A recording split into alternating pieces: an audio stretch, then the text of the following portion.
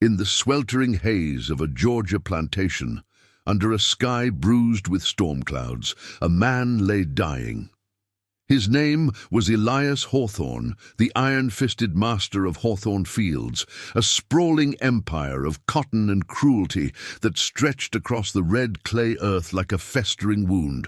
It was 1847, and Elias had collapsed in his grand parlor, his body racked by fever and blood loss from a hunting accident gone wrong. The family physician, summoned in haste, shook his head gravely. "There's no saving him," the doctor muttered to Elias's wife Lydia, her face pale as the lace on her mourning dress. "The blood won't clot. It's as if his very life is leaking away." But in the shadows of the slave quarters, whispers stirred. Among the field hands and house servants, a figure emerged from the dimness, a tall, wiry man named Josiah, known to the overseers as the Fool for his quiet ways and what they called his stupid notions. Josiah had no formal learning, no letters after his name, yet he carried an old healer's knowledge passed down through generations, hidden in the rhythms of work songs and midnight tales. As the big house descended into panic, it was Josiah who was dragged forward, chains rattling faintly at his ankles, to face the dying man. What happened that night would ripple through history like a stone skipped across forgotten waters. A desperate act, born of survival and something deeper, perhaps resentment, perhaps an unspoken pact, would bind their fates in ways no one could foresee. Elias survived against all odds, but the cost was a secret buried deep in the soil of Hawthorne Fields, one that would echo in the silences of family ledgers and yellowed diaries for over a century. Before we go on, subscribe and hit the bell. Here, we unearth secrets buried by official history and give voice to what was silenced. The Hawthorne plantation wasn't just land. It was a kingdom built on the backs of the enslaved. Nestled in a remote county in central Georgia, its fields bloomed white with cotton under the relentless sun. But beneath that beauty lay a regime of unyielding control. Elias Hawthorne had inherited the estate from his father, a man whispered to have made dark bargains with local elites to expand his holdings. By the 1840s, Elias ruled with a cold precision, his wealth swelling from the labor of over 200 souls, men, women, and children bound to the earth they tilled. The overseers cracked whips not just for idleness, but to enforce a code of silence, ensuring that the plantation's inner workings remained shielded from prying eyes, even from traveling ministers or distant kin. Josiah had come to Hawthorne Fields as a boy, purchased in a Charleston auction alongside his mother, who had died under mysterious circumstances shortly after arrival. A sudden fever, the records claimed, though the women in the quarters spoke of a punishment for speaking out against the master's whims. Josiah grew into a man of few words, his eyes sharp despite the overseer's mocking label. He mended tools, tended the sick in secret, and observed the rhythms of the body with an intuition that bordered on the uncanny. The enslaved community knew him as a keeper of hidden wisdom, drawing from African roots diluted by the Middle Passage, but never extinguished. Yet to the Hawthornes he was invisible, a tool like any other. The accident that felled Elias was no mere mishap. He had been riding out with his hounds, pursuing a wounded deer through the underbrush, when his horse reared and he tumbled into a ravine. A jagged branch tore into his thigh, severing an artery. By the time hands hauled him back to the big house, he was delirious, his linens soaked crimson. Lydia Hawthorne, a woman of sharp features and sharper ambitions, paced the hallways, her mind racing. The plantation's future hung in the balance. Without Elias, creditors would circle, and the fragile alliances with neighboring planters, packed sealed in smoke-filled parlors over brandy and veiled threats, might unravel. The doctor arrived at dusk, his bag heavy with lancets and leeches, relics of a medicine still groping in the dark. He bled Elias further, hoping to balance the humors, but the master's pulse weakened with each passing hour. Servants hovered, their faces etched with a mix of fear and resignation. In the world of the enslaved, a master's death could mean upheaval, new owners, families torn apart, or worse, reprisals for imagined slights. It was then that one of the house girls, trembling, suggested Josiah. "He fixed old man Wilkins last harvest," she whispered to Lydia, when the bleeding wouldn't stop. Lydia's eyes narrowed. Desperation overrode prejudice. She ordered Josiah brought forward. He entered the parlor under guard, his rough-spun shirt stained with field dirt, the scent of earth clinging to him like a shroud. Elias lay on a four-poster bed, his skin ashen, breath shallow. The doctor scoffed at first. What could this brute know? But Lydia silenced him with a glare. "Do it," she commanded Josiah, "or join him in the ground." What Josiah did next was pieced together later from fragmented accounts. A hurried consultation in the corner, away from watchful eyes, where he examined the wound and murmured about the river in the veins. Drawing from forbidden lore, tales of blood-sharing rituals from elders long gone, he proposed something radical.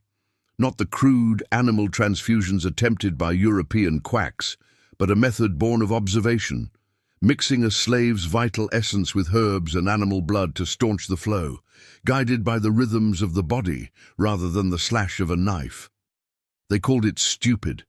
This blood trick, a desperate gamble dismissed by the learned as folly.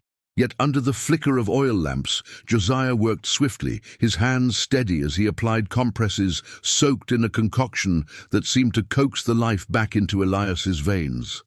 By dawn, the bleeding slowed. Elias stirred, his color returning, though weakness lingered. The doctor, baffled, attributed it to providence, but Lydia saw the truth in Josiah's averted gaze, a silent leverage now forged in the master's survival. Whispers spread through the quarters that night. Josiah had saved the devil, but at what price? The plantation's secrets, already thick as the humid air, deepened. Elias recovered enough to resume his rule, but a shadow fell over the household. Josiah was elevated, given lighter duties in the stables, yet watched more closely than ever. Rumors of a pact surfaced, Elias owing his life to the man he owned, a debt that twisted the chains of bondage into something more insidious.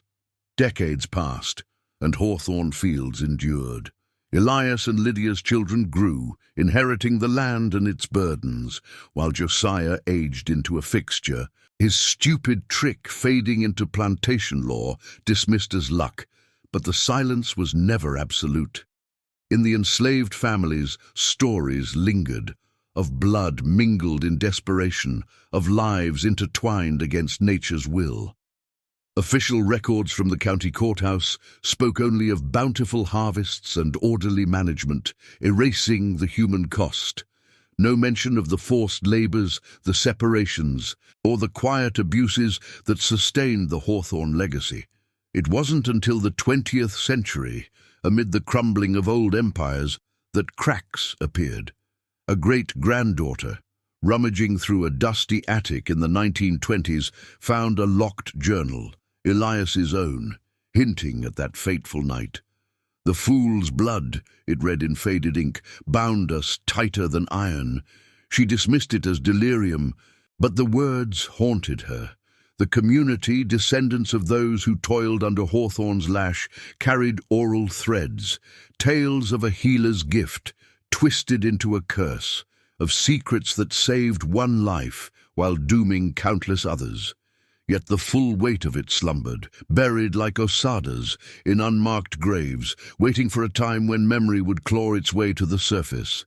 For in the Hawthorne story, survival was never free. It demanded a reckoning, one that would echo through the veins of history itself. As the first light of dawn crept through the lace curtains of the Hawthorne parlor, Elias Hawthorne drew a ragged breath, his chest rising with the effort of a man pulling himself back from the abyss. The room, heavy with the metallic tang of blood and the acrid smoke of spent lamps, held a fragile hush. Lydia stood vigil at the bedside, her fingers twisted in the folds of her skirt, eyes fixed on her husband's paling form. The doctor had retired to the sideboard, nursing a glass of bourbon, his earlier certainty shattered by the inexplicable turn. Josiah lingered in the doorway, a shadow among shadows, his hands still stained with the dark residue of his makeshift remedy. No one spoke of what had transpired in those fevered hours, but the air thrummed with an unspoken debt, a tether forged in desperation that bound master and enslaved in ways the law could never touch. Elias's recovery was swift but shadowed, a miracle whispered about in the big house and dissected in the quarters with equal parts awe and dread. By week's end, he was propped up on pillows, dictating orders to the overseers from his sickbed, his voice regaining its authoritative bite. The wound on his thigh, once a gaping maw that promised death, had sealed with an unnatural tenacity, the skin knitting as if guided by some hidden force. Lydia attributed it to the herbs Josiah had insisted upon, roots and leaves gathered from the plantation's wild edges, boiled into a poultice that masked the true strangeness of the procedure. But in private moments, when the household slept, she confronted the healer in the dim kitchen, her voice a low hiss. "What did you do to him?" she demanded, her gaze piercing the flickering candlelight. Josiah met her eyes only briefly, his response a murmur. "Just stop the river from running dry, ma'am. Nothing more." What Josiah had truly done remained veiled, pieced together over years from fragmented recollections and the scant entries in Elias's private ledgers. In the chaos of the night, with Elias's life ebbing like sand through an hourglass, Josiah had drawn upon knowledge forbidden to him, ancient practices smuggled across oceans in the memories of the enslaved. He spoke of blood as a living current, not to be bled out like the physicians preached, but to be coaxed back into harmony. Rejecting the doctor's leeches and lancets, he had prepared a mixture, a careful blend of Elias's own vital fluid, drawn sparingly from the wound, mingled with a small measure from an animal in the barn, a goat, some said, its blood warmed and filtered through cloth to mimic the human flow. But whispers in the quarters hinted at more. A drop or two from Josiah himself, added under the cover of ritual, not as transfusion in the modern sense, but as a symbolic bridge, infused with herbs that thickened and staunched. It was crude, born of necessity rather than science, dismissed by the overseers as the stupid blood trick of a simpleton. Yet it worked, defying the era's medical dogma and planting the seed of something revolutionary, though no one recognized it then. The plantation's rhythm resumed, but with subtle fractures. Elias, ever the pragmatist, rewarded Josiah with nominal privileges, a cot in the stables instead of the fields, a measure of autonomy in tending the horses. It was a gesture meant to buy silence, but it only deepened the rift. The other enslaved watched Josiah with wary eyes, their conversations in the dim firelight laced with suspicion. "He saved the snake," one elder woman muttered, her voice carrying the weight of generations. "Now the snake owns his soul, too." Families like Josiah's own, scattered by sales and deaths, felt the echo of this act. Children born after that night grew up hearing veiled tales of the healer's bargain, stories that warned against the perils of mercy in a world that devoured it. The human toll of Hawthorne Fields pressed heavier. Women forced into roles that shattered their spirits, men punished for the slightest defiance, all under the guise of order. Elias's survival ensured the continuation of this machine, its gears greased by unspoken fears. In the years that followed, the incident faded into the plantation's underbelly, much like the unmarked graves dotting the red clay beyond the fields. Official records from the county seat painted Hawthorne Fields as a model of southern prosperity, ledgers full of yield tallies and tax payments, silent on the cries that fueled them. Elias expanded his holdings, forging pacts with neighboring planters in dimly lit parlors, where brandy flowed and alliances were sealed with nods to shared necessary evils. Lydia, ever the architect of the family's facade, managed the house with an iron grace, her ambitions turning toward the children, a son, Theodore, groomed to inherit the whip and the wealth, a daughter, Eliza, destined for a marriage that would bind the Hawthorns to even greater power. Yet in quiet moments, Lydia pored over Elias's journals, noting cryptic entries about the fool's debt and blood owed in kind. She sensed the fragility of their empire, built not just on land, but on the suppression of truths that could unravel it. Decades slipped by like mist over the cotton rows, the Civil War's thunder eventually shaking the foundations of the South. Hawthorne Fields weathered the storm, its enslaved population freed in name but bound by sharecropping chains that echoed the old ones. Josiah lived into his 60s, a spectral figure haunting the edges of the property, his body worn by labor even in lighter duties. He never spoke openly of that night, but his knowledge passed in fragments to a young nephew, a boy named Caleb, who escaped north during the war, carrying stories that would one day resurface. Elias died in 1872, not from affliction, but from a sudden decline, his will ensuring the plantation's continuity under Theodore's hand. Lydia outlived him by years, her final days spent in a widow's vigil, burning letters that might have betrayed the family's undercurrents. The silence was profound, a communal veil drawn over the Hawthorne legacy. Local histories, penned by apologists for the old order, celebrated the plantation as a pillar of progress, omitting the human rivers that irrigated its success. Rumors persisted in black communities nearby, tales of a healer's gift, twisted by white desperation, of blood that saved one life while cursing lineages. Hypnotic songs around evening fires wove in metaphors of mingled essences, warnings against the illusions of debt and favor. But the world moved on, the Reconstruction's promises crumbling into Jim Crow's shadows, burying such stories deeper. It was in these silences that the true tragedy festered, the erasure of Josiah's ingenuity, reduced to folly in the eyes of those who benefited most. No patents, no recognitions, just a quiet persistence in oral threads, waiting for a reckoning. As the 20th century dawned, with its automobiles and electric lights encroaching on rural Georgia, the Hawthorne heirs sold off parcels, the big house falling into genteel decay. Theodore's son, a distant figure in Atlanta's growing sprawl, dismissed old trunks of papers as relics of a bygone era. Yet one trunk remained unopened, its lock rusted, holding Elias's journal and a faded sketch of Josiah's poultice, clues to a stupid trick that had inadvertently bridged the chasm between folk wisdom and the birth of transfusion medicine. In the quarter's descendants, the memory endured like a stubborn root. Caleb's line, scattered but unbroken, passed down the essence of that night, not as triumph, but as a melancholic, cautionary tale.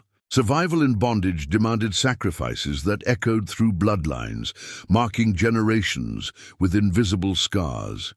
The Hawthorne secret slumbered, but history has a way of exhuming what was meant to stay buried, revealing how one man's desperate act rippled outward, challenging the very narratives that sought to forget it. As the sun climbed higher over Hawthorne Fields in the summer of 1847, casting long shadows across the endless rows of cotton, the plantation stirred back to its relentless cadence. Elias Hawthorne, once teetering on the edge of oblivion, now limped through the veranda with a cane fashioned from polished oak, his gaze sharper than before, as if the brush with death had honed his suspicions into something lethal. The big house, with its white columns gleaming like false teeth against the humid sky, hummed with renewed purpose. Overseers barked orders with fresh vigor, their whips cracking not just to spur the hands, but to reaffirm the order that Elias's survival had preserved.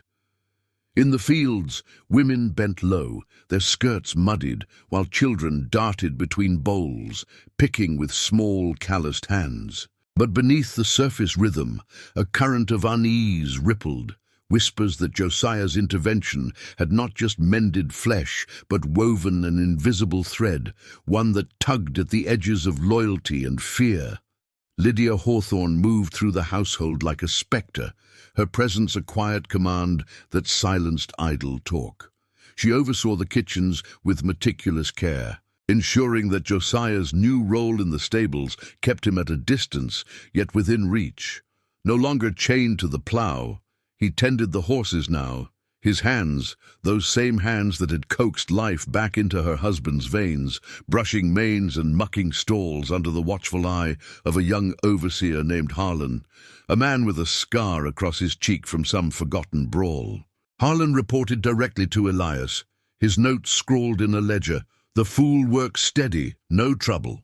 But Lydia knew better. She had seen the flicker in Josiah's eyes that night, a knowledge too deep for a man without book learning. In stolen moments, she probed the house servants, her questions veiled in casual inquiries about herbal remedies or old wives' tales. Did he speak of blood before? She'd ask a trembling girl named Mira, who shook her head, eyes downcast, fearing reprisal for even acknowledging the healer's existence. The enslaved community, bound by the invisible walls of Hawthorne Fields, navigated this shift with a guarded melancholy. Families huddled in the quarters after dusk, the air thick with the scent of cornbread and wood smoke, sharing fragments of what had transpired. Josiah's act was no simple mercy. It was a double-edged blade, saving the master while reminding everyone of their precarious tether to his whims. An elder named Auntie Ruth, her back bowed from decades of toil, gathered the women around the fire one evening, her voice a low cadence like a dirge. "Blood don't lie, child," she told a wide-eyed girl, her fingers tracing patterns in the dirt. "It carries the soul's weight. What Josiah gave, it bound him closer than any chain." Ruth had lost a son years prior to a fever that the records called natural, but the quarters knew it as punishment for a whispered defiance. Now, with Elias Hale again, the punishments resumed: public floggings for slow work, separations of kin sold off to settle debts. The human drama unfolded in quiet devastations. A mother watching her child led away in irons, her sobs muffled by the overseer's glare. Men like Josiah's cousin, broken by endless labor, their spirits fraying like worn rope. Yet in the heart of this oppression, flickers of resilience persisted. Josiah himself became a reluctant guardian of secrets, his stupid blood trick evolving in hushed exchanges. He shared snippets with trusted kin, not the full ritual, for that was too dangerous, but observations on the body's hidden flows, passed in the rhythm of work songs that masked deeper meanings.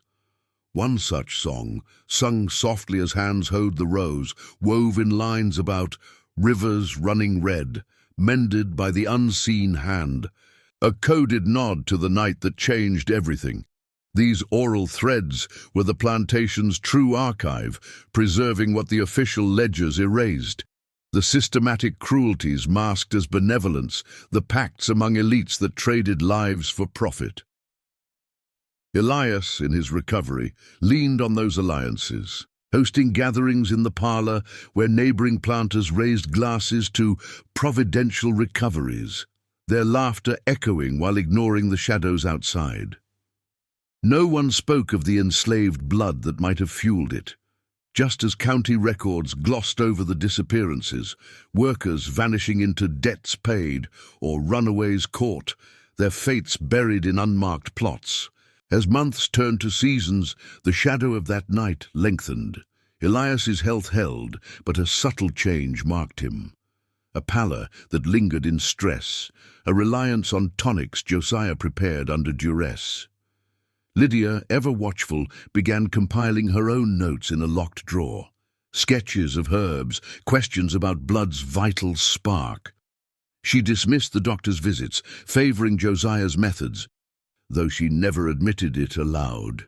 This quiet dependence deepened the pact, an unspoken bargain where Elias's life hung on the healer's discretion. Rumors swirled in the local taverns, carried by traders passing through the county. Tales of Hawthorne's witch doctor laughed off as southern eccentricity. But in the black churches on the plantation's fringes, sermons touched on biblical blood, redemption and sacrifice, mirroring the healer's act in ways that stirred uneasy souls. The weight of this silence pressed on the descendants, yet unborn, a legacy of erasure that the Hawthornes cultivated like their crop. Official histories etched in town ledgers celebrated the plantation's yields, silent on the human rivers that sustained them. Families torn by sails carried the scars in their migrations, stories diluted but never lost. Josiah, aging under the sun's unyielding gaze, felt the burden most acutely. His gift, meant to heal, had fortified the very chains he wore. In quiet nights, staring at the stars from the stable loft, he pondered the river in the veins, wondering if it flowed both ways, carrying fragments of freedom in its current. Decades later, when the big house's walls began to crack under time's indifference, these threads would resurface. A historian in the 1930s, sifting through forgotten courthouse files, might stumble on a faded affidavit from a former hand, hinting at the blood debt that saved Hawthorne Fields from ruin. Or Asada's unearthed in a dry well, bones whispering of lives expended in the shadows. But for now, in 1847's heavy air, the secret slumbered, a melancholic undercurrent in the plantation's facade, waiting for memory to demand its due. Now, I invite you to leave in the comments where you are watching from and the exact time you are listening to this story. I want to know how far these silenced reports reach. The autumn of 1847 draped Hawthorne Fields in a shroud of fading gold, the cotton bolls bursting like wounds against the cooling sky. Elias Hawthorne, his limp now a mere echo of that fateful night, strode the veranda with renewed authority, his cane tapping a rhythm that set the overseer's spines straight. The plantation's machine ground on, its fields a vast canvas of enforced labor, where every dawn summoned the enslaved to the rows under threat of the lash. But the air carried a new undercurrent, a tension woven from the threads of Josiah's desperate remedy, a secret that festered like an untreated sore, binding the master to his healer in ways that twisted the very foundations of power. In the stables, where Josiah now spent his days amid the earthy scent of hay and horseflesh, the weight of that night pressed upon him like an unseen yoke. He rose before the roosters, his movements deliberate, tending to the mounts with a quiet precision that belied the storm within. Harlan, the overseer with the scarred cheek, lingered often, his eyes narrowing at every bundle of herbs Josiah gathered from the woodline. Roots of sassafras, leaves of yarrow, elements of the poultice that had staunched Elias's flow. "Keep your tricks to the beasts," Harlan would grunt, his hand resting on the coiled whip at his belt. Yet even Harlan sensed the shift. Elias had issued no order for Josiah's punishment, a leniency that bred resentment among the white hands, who muttered of favoritism in the smokehouses after dark. Lydia Hawthorne, ever the sentinel of the family's veiled truths, deepened her scrutiny. She summoned Josiah to the herb garden one crisp morning, her silk gown rustling like dry leaves as she inspected his work. "The tonics you prepare for the master," she said, her voice a silken thread laced with steel. "They hold more than plants, don't they?" Josiah knelt in the dirt, his fingers pausing over a cluster of bloodroot, its red sap a stark reminder of the night. He met her gaze only with the earth between them, murmuring, "Just what the land gives, ma'am, nothing owed to man." But Lydia knew the lie of silence. She had watched Elias's vigor return, not in bursts of false health, but in a steady pulse that mocked the doctor's grim prognosis. In her private chambers, she pored over borrowed medical tracts from a Charleston's apothecary, tracing lines about vital fluids and experimental infusions, ideas dismissed as quackery by the learned, yet echoing the crude ingenuity Josiah had employed. Her notes, hidden in a locked escritoire, sketched the healer's method, a mingling of essences to restore the body's river, a stupid trick that hinted at horizons beyond the plantation's confines. The human cost of this fragile equilibrium rippled through the quarters like a shadow at high noon. Families, already fractured by the plantation's demands, felt the echo of Josiah's act in their daily devotions. In the dim cabins, lit by tallow candles that sputtered against the chill, mothers gathered children close, their songs laced with laments for kin lost to necessary separations, sales to distant buyers that tore siblings apart under the guise of debt repayment. One such family, the Thomases, bore the brunt. A father named Reuben, broad-shouldered from years in the fields, had his wife and eldest daughter moved to the house staff after Elias's recovery, a reward that isolated them from the communal fire. Reuben's evenings were spent in hollow silence, his hands idle as he repaired tools by moonlight, the weight of unspoken grief carving lines into his face. "The master's life bought with our blood," he confided to Josiah one night, as they shared a stolen pipe behind the stables. "It don't end with him, it flows on, marking us all." This drama of quiet endurance underscored the plantation's deeper cruelties, a systematic veil over abuses that official eyes never pierced. Elias, fortified by his survival, tightened the reins. Overseers enforced quotas with public corrections, leaving workers to nurse wounds in secrecy. Their stories shared only in coded prayers at clandestine gatherings in the woods. The community, bound by fear and shared sorrow, maintained a collective hush, knowing that whispers of rebellion could summon patrollers from the county roads. Yet resilience flickered in the oral tapestries they wove, tales of ancestors who crossed oceans with hidden knowledges, now adapted to this red clay hell. Josiah became a reluctant conduit, slipping fragments of his insight to the young. How to bind a cut with willow bark, or ease a fever with feverfew, all veiled as simple farm wisdom. These exchanges, murmured during water breaks, preserved a spark against the erasure, even as the hawthorn ledgers tallied only profits, silent on the lives that fed them. As winter's grip loosened into spring 1848, the pact's insidious growth became evident. Elias suffered a minor relapse, a fever from overexertion, and Josiah was called again, this time under the cover of night. In the parlor, with Lydia and the doctor watching like hawks, he repeated a variation of his method, a warmed draught infused with the same herbal bridge, drawing just enough from the stable's stores to mimic the vital flow. The doctor, intrigued despite himself, noted the improvement in his journal, terming it empirical anomaly, but Elias silenced further inquiry with a curt wave. "The fool's ways stay here," he declared, his eyes locking on Josiah's. In that moment, the debt crystallized, not mere gratitude, but a leverage that chained the healer tighter. Elias elevated him further, granting a small plot for herbs, but in exchange demanded discretion, an oath sworn not in words, but in the overseer's unblinking gaze. Rumors seeped beyond the fields, carried by circuit riders and peddlers to nearby taverns, where they twisted into half-truths. Hawthorne's secret elixir, a planter's pact with dark arts. Local elites, bound to Elias by shared interest in suppressing unrest, turned a blind eye, their own plantations mirroring the Hawthorne model, pacts forged in parlors to mask the forced programs that sustained bloodlines and labor pools. Lydia, sensing the fragility, began archiving hints in coded letters to kin in Savannah, allusions to the vital debt that ensured their legacy.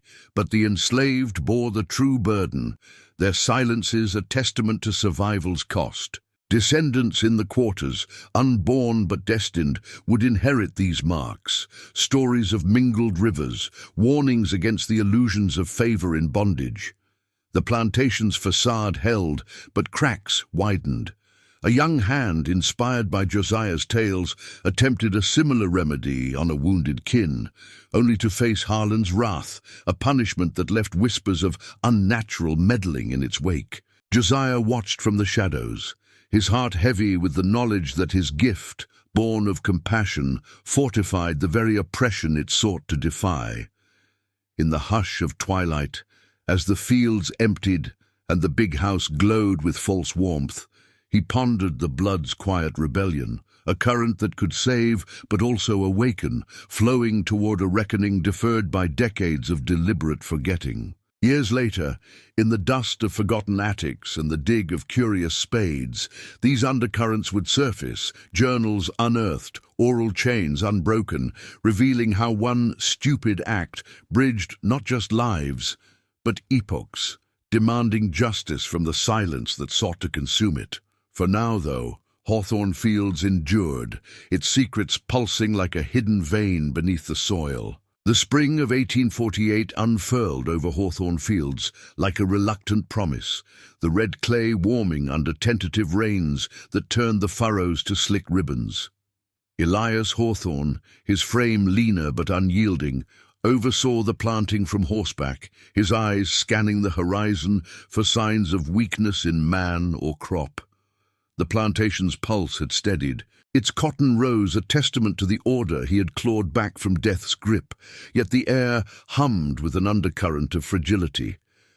Josiah's stupid blood trick lingered not as a celebrated feat, but as a shadow pact, its tendrils weaving through daily labors and midnight doubts. In the big house, Lydia's watchful presence ensured the secret's containment, her conversations with Elias laced with veiled reminders of the debt that propped up their world. Josiah's days in the stables blurred into a monotonous vigil, the scent of damp earth and equine sweat, a constant companion. He moved with the deliberate grace of one who had learned to navigate invisible chains, his hands now calloused from both reins and roots. The small herb plot Elias had granted him, tucked behind the smokehouse, out of casual sight, became a sanctuary of sorts, where he cultivated the plants that echoed his forbidden knowledge, witch hazel for swelling, golden seal for hidden fevers. But freedom was illusory. Harlan's patrols grew more frequent, his boots crunching gravel as he loomed at the plot's edge, notebook in hand. "Master says no more tricks without word," Harlan would mutter, his scar twisting with suspicion. Josiah nodded, his silence a shield, but inwardly he traced the lines of that night, the way blood's river could be dammed, not with iron but with harmony, a lesson drawn from elders' whispers across the Atlantic's scar. The enslaved families felt the pact's weight in their bones, a melancholy that seeped into every shared glance and stifled sob. In the quarters, where cabins huddled like forgotten kin, evenings brought gatherings around sputtering fires, the flames casting elongated shadows that danced like restless spirits. Auntie Ruth, her voice a gravelly thread through the chill, recounted veiled histories to the young ones, tales of healers who mended the broken but paid with their own light. "The river runs deep," she intoned to a cluster of wide-eyed children, her fingers weaving patterns in the embers, "but it don't forget who dipped in first." Reuben Thomas, his family still splintered by the house's demands, sat nearby, his broad shoulders slumped under the burden of unspoken loss. His wife, now a laundress in the big house, returned each night with eyes hollowed by proximity to power, stories of Lydia's probing questions, of Elias's lingering reliance on Josiah's drafts, all filtered through the fear of reprisal. This human tapestry of endurance masked deeper fractures, The plantation's cruelties, a systematic fog that official gazes never pierced. Elias enforced a code of absolute compliance, his survival sharpening his rule into something colder. Quotas hiked without mercy, workers disciplined for the whisper of discontent, their marks hidden under rough cloth. One such incident scarred the spring. A young man named Silas, kin to Josiah through a distant aunt, caught humming a tune too defiant during planting. Harlan's correction was swift, leaving Silas to recover in the shadows of the barn, where Josiah tended him in secret with compresses of comfrey and quiet counsel. "The master's blood flows strong now," Silas rasped, pain etching his features, "but ours runs thin from giving." Josiah's response was a murmur of herbs and hope, but the encounter etched a deeper resolve in him, to safeguard his knowledge not for the hawthorns, but for those the soil claimed daily. Lydia, in her role as the family's unseen architect, navigated these undercurrents with calculated poise. She delved deeper into Elias's ledgers during his absences, noting entries that hinted at the pack's expansion. Purchases of rare botanicals from coastal traders, allusions to vital restorations that kept the master from relapse. Her own experiments began in the herb garden, under the guise of household remedies, mixtures tested on minor ailments among the house staff, always with Josiah's reluctant guidance. "Show me the bridge," she pressed him one afternoon, her gloved hands hovering over a mortar of crushed petals. Josiah complied in fragments, his words sparse. "It's the flow, ma'am, not the force. Match the rhythm, or it breaks." She saw in it not just salvation, but leverage, a way to bind the plantation's future to this hidden art, shielding it from creditors and rivals. Yet, in solitary reflection by her vanity, doubts crept in. The healer's gaze held a quiet judgment, a reminder that the river he spoke of carried more than life. It bore the weight of stolen freedoms, the erased agonies of generations. As summer's heat baked the fields into a haze, the pack's ripples extended beyond Hawthorne's borders. Elias hosted a gathering of neighboring planters, their carriages rumbling up the drive under a moonless sky. In the parlor, brandy glasses clinked amid talk of yields and unrest, veiled references to providential methods that had spared one from the grave.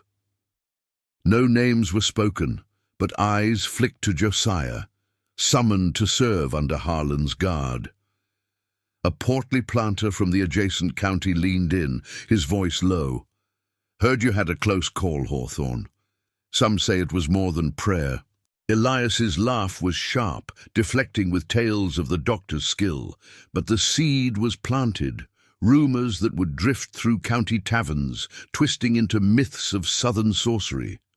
The elites, complicit in their shared silences, reinforced the veil, pacts renewed over maps of expanded lands, where enslaved lives were bartered like seed corn, their programs of control masked as paternal care.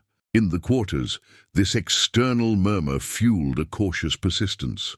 Oral threads thickened, songs evolving with lines about mingled streams that heal the tyrant, sung low during harvest breaks. Josiah, sensing the danger, curtailed his sharings, but the spark endured in figures like young Caleb, Reuben's nephew, who absorbed the healer's observations with a hunger born of impending change. Caleb, barely into his teens, dreamed of paths north, his questions probing Josiah's silences. "If blood binds them, can it unbind us?" The elder's answer was a heavy sigh, the melancholy of knowing that survival's gift often deepened the chains. The plantation's facade held through the sweltering months, but the secret's pressure mounted like storm clouds on the horizon.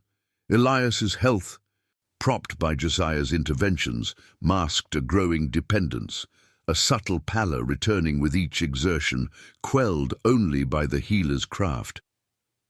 Lydia's notes swelled into a private codex, hints of a method that could redefine the era's fumbling medicine, yet chained to the plantation's shadows. The human toll accumulated in quiet tragedies. Families like the Thomases, enduring separations that echoed the broader erasure, their stories preserved only in the resilience of whispered faith. Decades would pass before this undercurrent broke surface, in attics dusted with time's neglect, or excavations unearthing bones that whispered of lives expended. For now, in 1848's unyielding sun, Hawthorne Fields pulsed with a tragic equilibrium. The stupid trick, a melancholic bridge between bondage and the faint dawn of revelation, its echoes waiting to flood the silences of history. The summer of 1848 scorched Hawthorne Fields into a furnace of unrelenting toil, the sun beating down on rows that stretched like endless accusations across the parched earth. Elias Hawthorne, his silhouette gaunt against the haze, rode the boundaries with a vigilance born of borrowed time, his cane now more prop than necessity. The plantation's facade of prosperity masked the deepening fissures, where Josiah's hidden craft had become both lifeline and noose, pulling the master closer to the very souls he claimed to own. In the big house, Lydia's chambers grew cluttered with pilfered volumes, treatises on bodily humours smuggled from Atlanta booksellers, her annotations a frantic map of the healer's method, chasing the elusive spark that had defied death's grasp. Yet each breakthrough came laced with melancholy, a reminder that this knowledge, pieced from desperation, was forged in the fires of subjugation. Josiah's world narrowed to the stables, and his herb plot, a fragile dominion under Harlan's predatory gaze. The overseer's patrols intensified, his notebook filling with suspicions, a bundle of dried nettles too precisely measured, a murmured consultation with a field hand nursing a lash-marked arm. "You're playing with fire, fool!" Harlan snarled one sweltering afternoon, kicking over a row of young shoots. Josiah rebuilt in silence, his hands trembling not from fear, but from the weight of what he withheld, the full rhythm of blood's flow, a harmony he guarded like a sacred dirge, passed only in fragments to those who might one day break free. In the evenings, as the sun bled into the horizon, he slipped away to the quarters, where the air hummed with the low chants of weary kin. There, under the cover of shared suppers, he tended to the unseen wounds, a compress for a woman's fevered brow, a draught to ease a child's cough, all drawn from the same well that had saved Elias. But each act deepened the isolation. The community viewed him with a mix of reverence and pity, his tie to the master a stain that no river could wash clean. The human drama unfolded in the quarters like a slow unraveling. Families clinging to threads of connection amid the plantation's methodical cruelties. Reuben Thomas, his once broad frame hollowed by grief, watched his splintered kin from the edge of the fire circle, his eyes tracing the faces of those who mirrored his loss. His wife, consigned to the big house's endless scrubbing, returned with tales whispered in the laundress line, Lydia's probing stares, Elias's demands for Josiah's tonics, the way the master's pallor flickered like a candle in wind. "They lean on him now," she confided to Reuben one moonless night, her voice cracking, "but it don't lift us, it just tightens the rope." Nearby, young Caleb, Reuben's nephew, absorbed these exchanges with a quiet fire, his questions probing the healer's silences during stolen moments in the herb plot.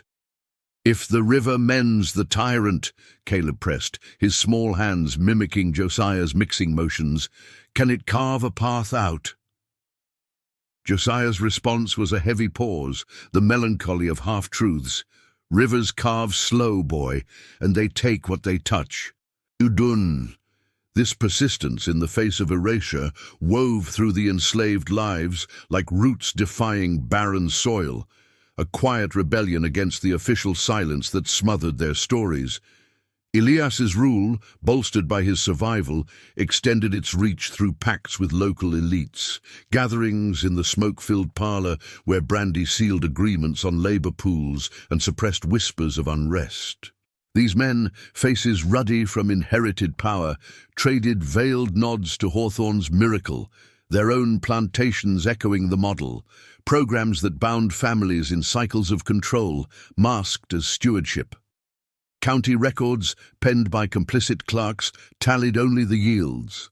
Bales shipped north, debts settled, erasing the separations that hollowed communities. The disciplines that left invisible scars.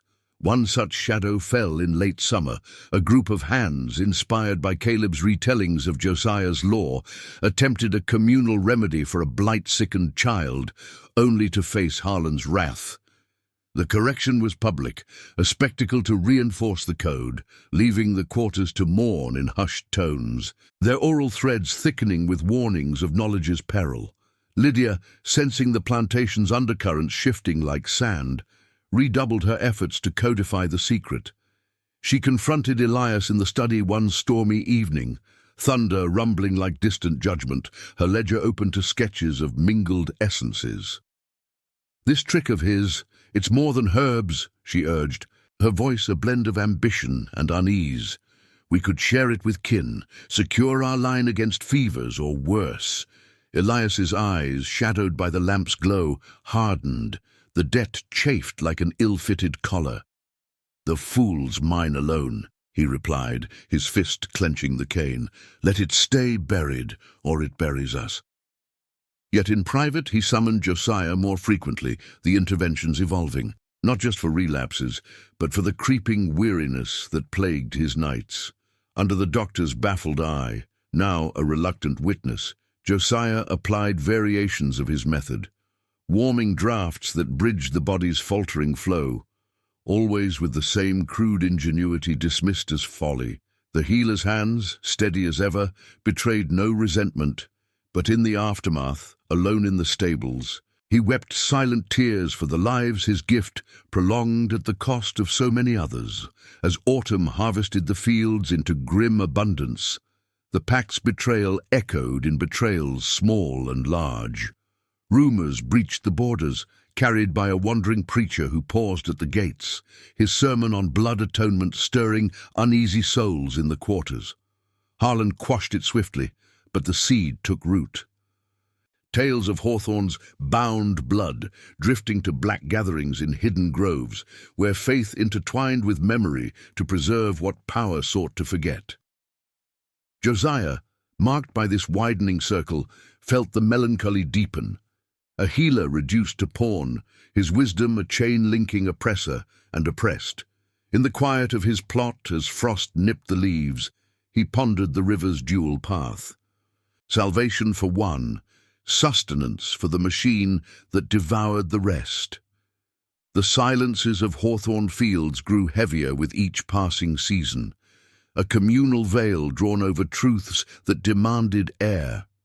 Official histories, etched in ledgers and local gazettes, celebrated the plantation's endurance, mute on the human rivers that irrigated its legacy. Families like the Thomases persisted, their resilience a faint light against the encroaching dark, stories passed in the hush of cabins like heirlooms too precious to shatter. Yet the weight of complicity pressed on the elites, their pacts a fragile web hiding the systematic erasures, the forced roles that broke spirits, the disappearances chalked up to fate.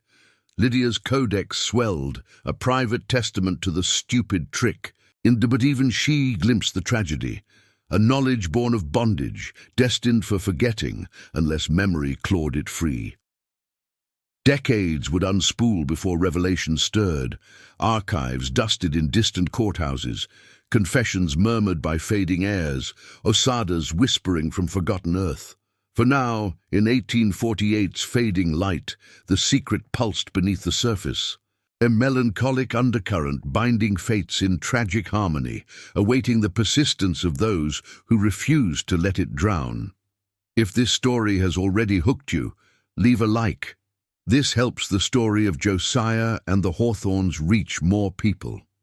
The veil of years descended upon Hawthorne Fields like a persistent fog, blurring the edges of memory until the plantation itself faded into the overgrown thickets of central Georgia's forgotten corners. By the turn of the 20th century, the big house stood as a hollow relic, its white columns chipped and veined with ivy, windows staring blankly at fields long reclaimed by weeds and whispers. Elias Hawthorne had passed into the soil he once commanded, his grave marked by a weathered stone in the family plot, silent on the debt that had extended his reign. Lydia followed in the quiet of widowhood, her locked codex consigned to the attic's dust, its pages yellowing like old skin. Theodore, their son, had sold off parcels to northern speculators after the war's echoes died, turning the estate into a patchwork of sharecropped misery that echoed the old chains in new guises. Josiah, the healer whose hands had bridged life and death, slipped away in the 1870s, his passing noted only in a terse entry. Stable hand, expired of natural causes. No eulogy for the man whose stupid blood trick had rippled beyond the red clay, unnoticed by the world that profited from his erasure.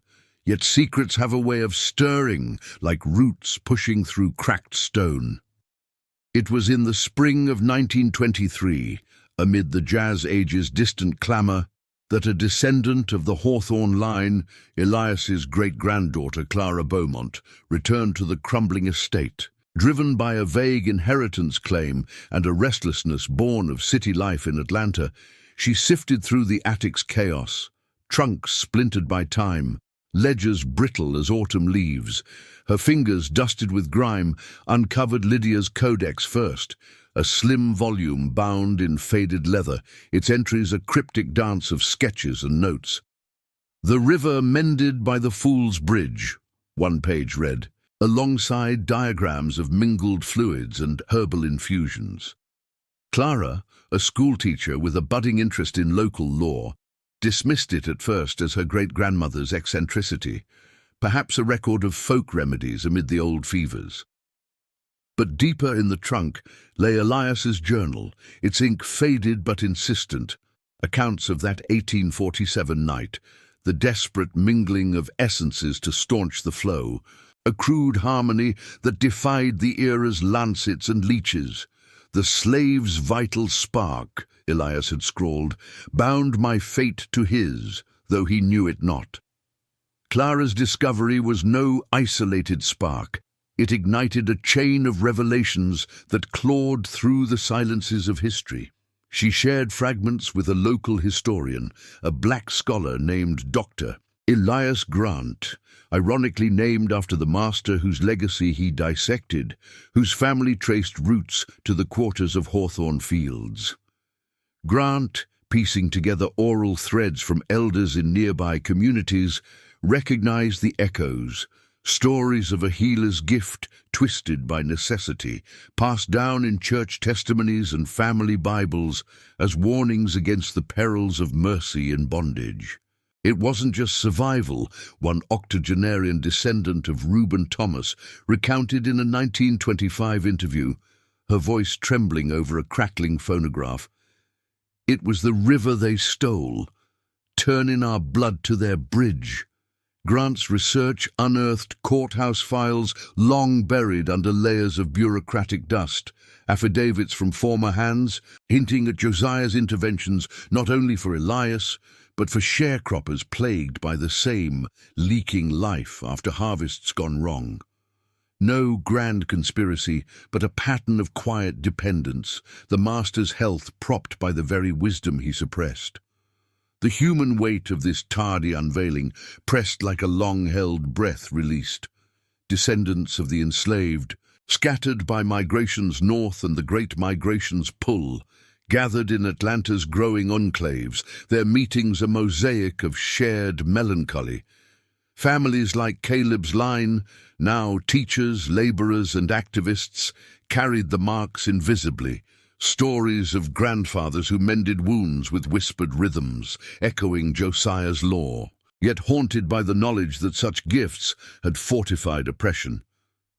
We healed them to keep the whip swingin', a great-nephew of Josiah reflected in Grant's notes, his eyes distant with the ache of generations. The drama unfolded not in grand trials, but in quiet reckonings, reunions where elders pieced oral fragments, revealing how the plantation's pacts, sealed among elites in smoke-filled rooms, had erased not just lives, but the ingenuity born of survival. Official histories, those sanitized tomes in county libraries, spoke of Hawthorne Fields as a footnote in Southern resilience, mute on the systematic veils, the forced separations that splintered kin, the disciplines that scarred souls, the communal hush enforced by fear of patrollers long disbanded. As the 1930s dawned, with the Depression's shadows lengthening, Grant's findings rippled outward. A medical journal in Philadelphia, intrigued by the Codex's diagrams, published a cautious article, Folk Antecedents to Modern Transfusion, a Georgia Anomaly. It traced Josiah's crude method, the symbolic mingling of vital flows, guided by herbal bridges and bodily intuition, to the era's fumbling experiments, predating Landsteiner's blood types by decades. No credit to the enslaved healer, of course. The piece framed it as a plantation curiosity, but whispers spread in academic circles, challenging the narrative of white innovation. Osadas emerged too in 1937, when a well on the old grounds caved during a drought, bones of the overlooked, some with healed fractures suggesting makeshift remedies, whispering of lives expended in the machine Josiah's act had sustained. The community, descendants united by Grant's call, held vigils at the site, their songs a blend of lament and defiance, giving voice to the silenced. The women bent under dual burdens, the men broken by endless quotas, the children who inherited only echoes. In this justice tardia, the tragedy crystallized, not in vengeance, but in recognition's quiet power. The Hawthorne's facade crumbled under scrutiny. Clara, moved by the unearthed truths, donated the journals to a Black History archive. Her apology, a frail bridge across the chasm. "We forgot what bound us," she wrote in a letter to Grant, her words laced with the melancholy of complicity. The elite's old pacts, exposed in faded contracts, revealed the broader betrayal. How local powers had buried records to preserve the myth of benevolent order, erasing the resilience that persisted in oral chains and hidden knowledges. Josiah's stupid trick, once mocked as folly, emerged as a seed of revolution, an accidental progenitor to transfusions that would save millions, yet born from the desperation of bondage, its origins demanding a reckoning with the cost. Today, as we stand on the cusp of 2025, Hawthorne Fields is a marker on overgrown trails, a site for historical tours that finally honor the erased. The memory endures, not in monuments to masters, but in the persistence of those who refused forgetting. Historians like Grant's successors, descendants weaving digital tapestries of the quarter's songs, revelations clawing free from attics and earth. The river Josiah spoke of flows on, carrying the weight of tragedy and the faint light of truth, a melancholic testament that even in silence, the bound could inadvertently unchain the future. For in the Hawthorne story, survival was a double river, one that healed the oppressor and another that in time washed away the veils of history's deliberate amnesia. Subscribe to the channel to discover more forbidden and forgotten stories. Thank you for following the case of Hawthorne Fields. See you in the next video.